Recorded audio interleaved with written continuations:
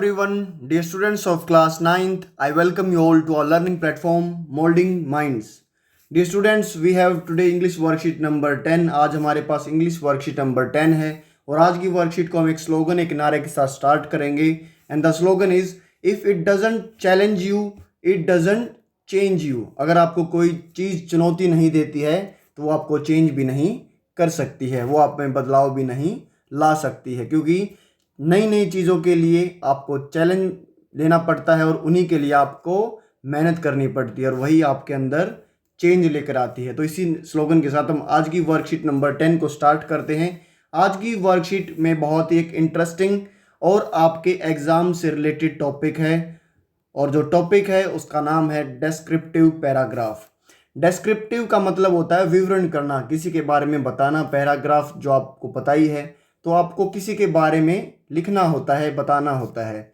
यहाँ पर आपको बता रखा है dear students, we have learned about diary writing in the previous worksheets. आपने प्रीवियस वर्कशीट में डायरी राइटिंग, डायरी एंट्री कैसे लिखते हैं वो आप सीख चुके हैं। नाउ अब let us learn about writing descriptive paragraphs. अब हम सीखेंगे कि राइटिंग में जो राइटिंग सेक्शन में डिस्क्रिप्टिव पैराग्राफ्स उसको कैसे लिखते हैं।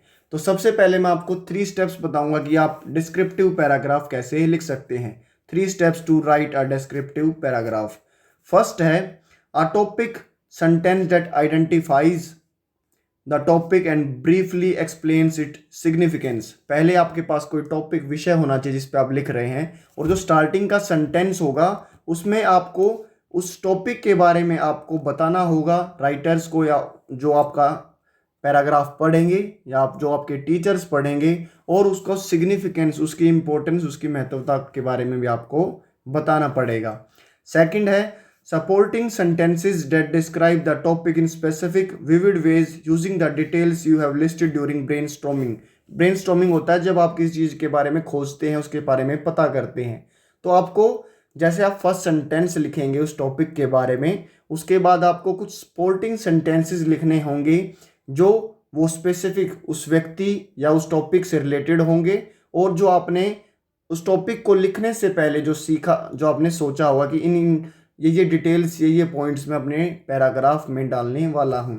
और लास्ट पॉइंट रहेगा हमारा कंक्लूडिंग सेंटेंस रहेगा, उसमें निष्कर्ष बोल सकते हैं, समापन बोल सकते हैं, that circles back to the topic significant, जो वापस कहाँ पर आगे ख़त्म होगा, जो हमारा टॉपिक है उसकी महत्वता, उसकी इंपॉर्टेंस के ऊपर वो ख़त्म होगा। तो सबसे पहले आप टॉपिक को आइडेंटिफाई कीजिए, उसके ऊपर टॉपिक से रिलेटेड सेंटेंस को लिखिए, उसके बाद जो सपोर्टिंग डिटेल्स आपने कलेक्ट की हैं वो इसमें लिखिए, और लास्ट में कंक्लूडिंग सेंटेंस के तौर पर अपने डिस्क्रिप्टिव पैराग्राफ को फिनिश कीजिए। तो आज हम सबसे पहले राइटिंग वर्क करने से पहले एक डिस्क्रिप्टिव पैराग्राफ दे रखा है, उसको हम पढ़ते हैं और उसके ऊपर कुछ क्वेश्चंस हैं, 6 क्वेश्चंस वो हम अटेम्प्ट करेंगे।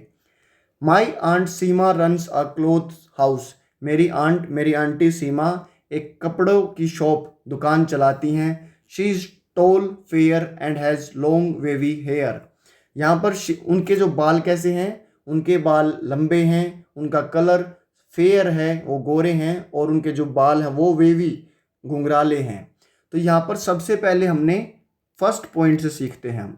My aunt Seema runs a cloth. उन्होंने एक टॉपिक चुना कि वो अपनी आंट के बारे में डिस्क्रिप्टिव पैराग्राफ लिखेंगे, और उन्होंने बताया भी वो क्या काम करते हैं, वो क्लॉथ शॉप का वो एक चलाते हैं। तो यहाँ पर सबसे पहले उन्होंने टॉपिक आइडेंटिफाई किया और उन्हीं से रिलेटेड एक सेंटेंस लिखा। उसके बाद यहाँ पर जो लास्ट लाइन तक वो क्या डालेंगे, उसके अंदर वो डालेंगे जो भी आपने कंटेंट कलेक्ट किया है ब्रेनस्टॉर्मिंग के दौरान द्वारा, वो आप इसमें कंटेंट आप ऐड करेंगे।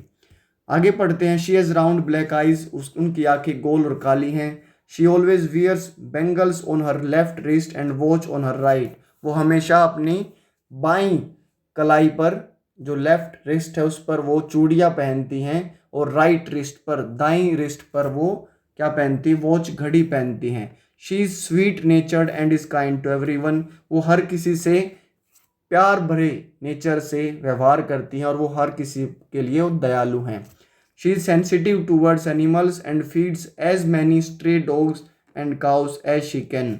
वो जानवरों की तरफ भी काफ़ी सेंसिटिव हैं, वो उनके लिए भी बहुत केयर करती हैं, और वो जितने स्ट्रे डॉग्स और जो स्ट्रे काउस मतलब जो गलियों में आवारा भटकते कुत्ते या जो गाय हैं उनको जितना वो खिला सकती हैं, जितनों को वो खाना दे सकती हैं वो देती हैं। She is always polite to all the customers and her staff, वो हमेशा विनम्र तरीके से प्यारे तरीके से अपने कस्टमर से, जो ग्राहक हैं और जो उसके स्टाफ हैं, जो कर्मचारी हैं, उनसे वो बात करती हैं।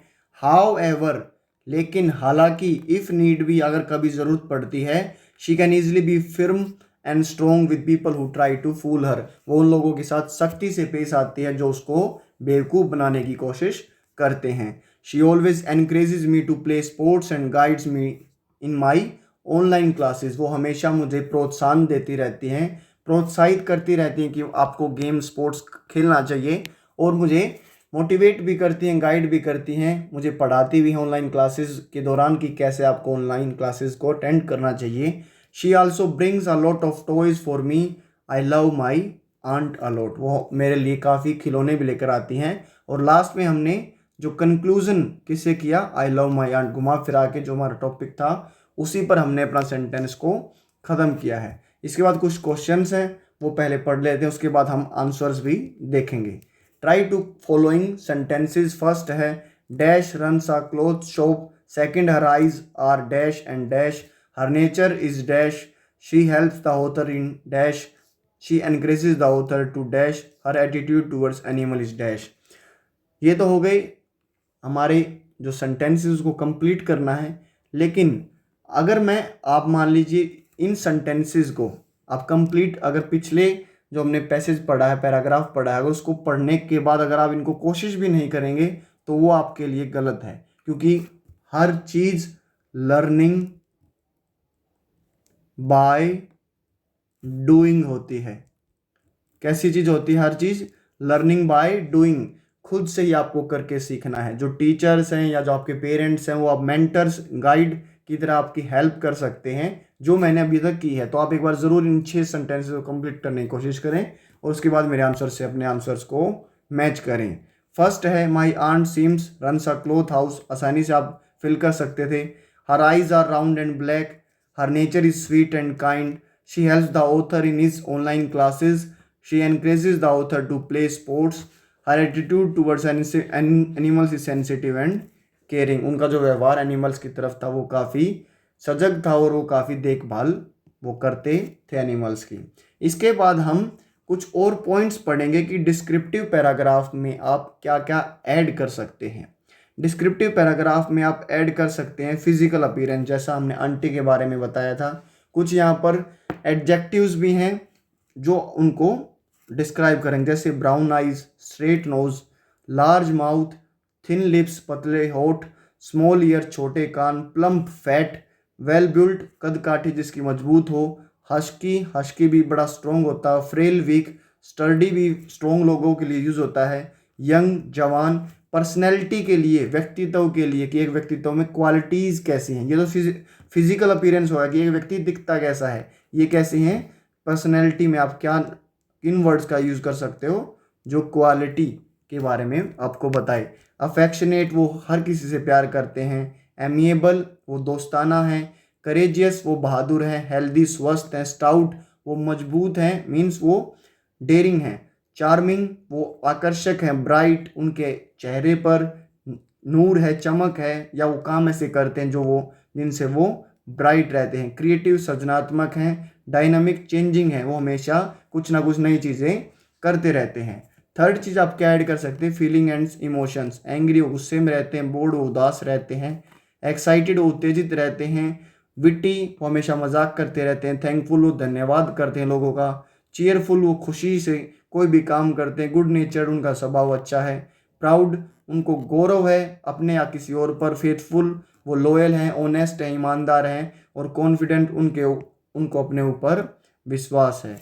ऐसे ही यहाँ पर राइट साइड में आपको बताया है कि these words which we use to describe are known adjectives. आपने पिछली क्लासेस में भी पढ़ा होगा, किसी व्यक्ति, वस्तु या जगह को क्वालिटीज़ को बताने के लिए, चाहे वो क्वालिटीज़ अच्छी हों चाहे वो क्वालिटीज़ बुरी हों, उन वर्ड्स को हम क्या कहते हैं, एडजेक्टिव्स कहते हैं।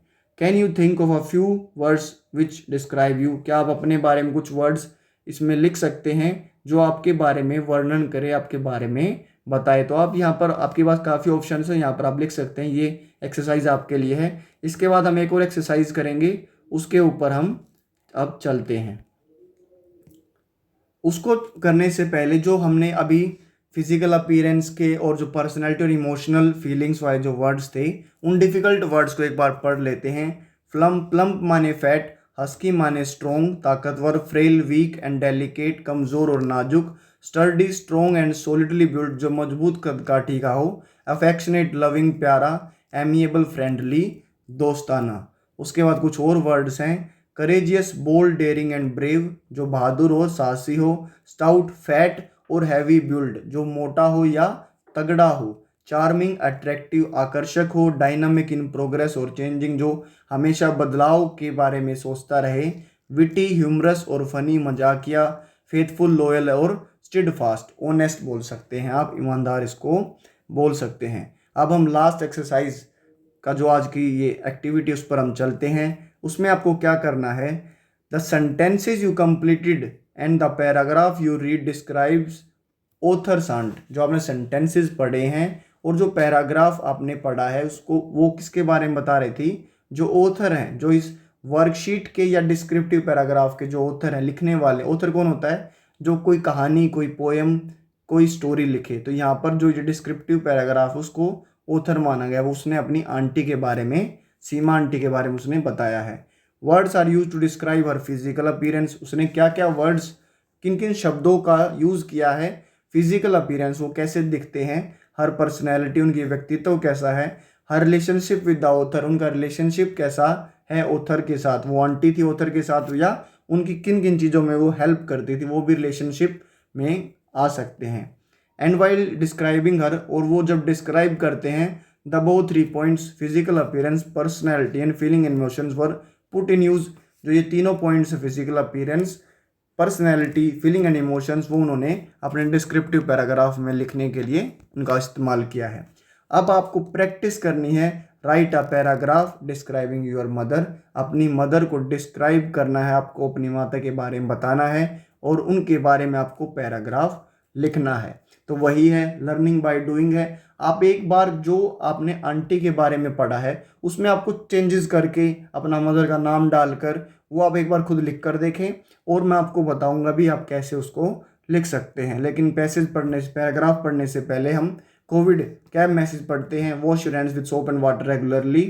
अपने हाथों को साबुन और पानी से नियमित रूप से धोते रहिए। और अब हम चलते हैं हमारे पैराग्राफ डिस्क्राइबिंग माई मदर। ये मैं अपनी मदर के लिए लिख रहा हूँ, वो पैराग्राफ जो मेरी माँ के बारे में बताता है। माई मदर, मेरी माँ, कश्मीरो इज़ माई हीरो, मेरी माँ का नाम कश्मीरो, वो मेरे हीरो हैं। She is a home maker, वो एक गृहिणी हैं, घर पर काम करते हैं, हमारे लिए बहुत मेहनत करते हैं सुबह से लेकर शाम तक। She is tall, fair and has black and brown hair. ठीक है, उनके वो लंबे हैं, उनका रंग गोरा है और उनके जो बाल हैं वो कैसे हैं, काले और भूरे हैं। अभी मेरी माँ बूढ़ी नहीं हुई है, इसका मतलब। She has round brown eyes, उनकी आंखें गोल और कलर जो आंखों का वो ब्राउन है। She always wears bangles on both hands, और वो अपने दोनों हाथों में चूड़ियाँ हमेशा पहनती हैं। She is sweet natured and is kind to everyone, वो बहुत ही प्यारी हैं और वो हमेशा हर व्यक्ति की मदद करती हैं, वो दयालु हर किसी की तरफ रहती हैं। She is not a frail women, और वो कमज़ोर वुमेन औरत नहीं है। एंड क्योंकि as she always stands with us in our needy times, क्योंकि वो जब भी हमें ज़रूरत पड़ती है वो हमारे साथ खड़े रहते हैं। She is dynamic in nature and always wants to do challenging things, वो उनका जो नेचर है, स्वभाव, वो डायनामिक है, वो हर नई नई चीज़ों प्रयास करते रहते हैं, उनको करने की कोशिश करते रहते हैं और उनको चैलेंजिंग थिंग्स करना बहुत पसंद है। और लास्ट में आप कंक्लूजन में लिख सकते हो, I love my mother a lot, मैं अपनी माँ से बहुत प्यार करता हूँ। यहाँ पर हमारी इंग्लिश की वर्कशीट नंबर 10 खत्म होती है। Thanks for watching this video and if you find this worksheet और video helpful for you then hit the like button, subscribe our channel, hit the notification bell ताकि आने वाली सभी वीडियोज़ का नोटिफिकेशन आपको जल्द से जल्द मिल सके। शेयर विद फ्रेंड्स ताकि वो भी डिस्क्रिप्टिव पैराग्राफ कर सकें, लिखना सीख सकें। And thanks for watching our channel moulding minds. जय हिंद, जय भारत। मिलते हैं आप सबसे अगली वीडियो में।